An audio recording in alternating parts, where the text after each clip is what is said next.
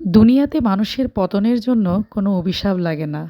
যাদেরকে কষ্ট দিয়ে নিজেকে মহান ভাবছেন বা ভাবছো, তাদের বকচেরা দীর্ঘশ্বাসই তোমার অধঃপতনের কারণের জন্য যথেষ্ট। কি বলেন বন্ধুরা? ঠিক বলেছি কিনা? আসসালামু আলাইকুম বন্ধুরা, ওয়েলকাম টু মাই পেজ। গতানুগতিকভাবে আজকে আপনাদের সাথে আমার একটা ডেইলি ব্লগ নিয়ে আসলাম। আজকে যেহেতু শুক্রবার, বাচ্চাদের জন্য প্রায়ই রোস্ট করা হয়, তো আজকে শান্তা বেগমকে বললাম যে আজকে মুরগির ঝাল মাংস করবি, অর্থাৎ ঝোল দিয়ে একটু আলু দিয়ে ঝোল করে ঝাল করে রান্না করবি, পোলাও দিয়ে খেতে ভালো লাগবে। বন্ধুরা, আজকে বাসায় কি কি আয়োজন করলাম সেটা আপনাদের সাথে শেয়ার করব। তো আজকে বরাবরই মুগ ডাল করতে বললাম পোলাও দিয়ে। আমাদের মুন্সিগঞ্জ বা বিক্রমপুরের মানুষ পোলাও দিয়ে কিন্তু মুগ ডাল আমরা খাই। এইদিকে মুরগিটা কষানো হচ্ছে।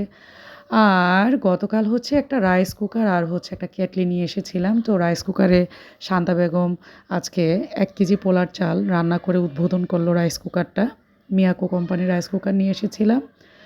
যাই হোক বন্ধুরা, যেটা বলতে নিলাম, আসলে আমরা নিজের অজান্তেই অনেক সময় মানুষকে অনেক বেশি ভালোবেসে ফেলি। ভালোবেসে তাদের হৃদয়ে জায়গা দিয়ে ফেলি।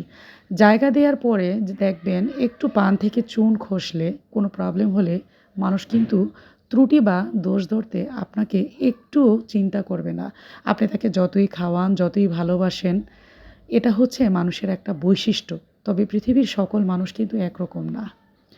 তো তাদের থেকে যখন আপনি চলে যাবেন আ দূরে কোথাও, নিজের দায়িত্বকে অবহেলা করে, নিজের কর্মকে অবহেলা করে, তখন কিন্তু তাদের জন্য মন থেকে তাদেরকে অভিশাপ দিতে হয় না। তাদের যে একটা বুকের ভিতরে চেপে থাকা দীর্ঘশ্বাস, এটাই অভিশাপ। সে কথাই বলছিলাম শুরুতে। যারা দায়িত্ব পালন না করে আপনার কাঁধে সব চাপিয়ে দিয়ে আয়েশে বাতাস লাগিয়ে চলছে, তারা ঠকিয়ে হাসছে, আরামে আছে, আর আপনার কষ্ট হচ্ছে। তবে ভয় নেই, একটু শান্তি যে আপনি সৎ আছেন। তবে ভয় নেই, সময় সবার পাওনা বুঝিয়ে দেবে। তো আজকে এই রান্নাগুলি আপনাদের দেখতে কেমন লাগলো? এই যে রাইস কুকারে রাইসটা দেখেন কি সুন্দর হয়েছে। এইদিকে আমি শান্তার জন্য যেহেতু রান্না করেছি, ওর জন্য একটু ভেজি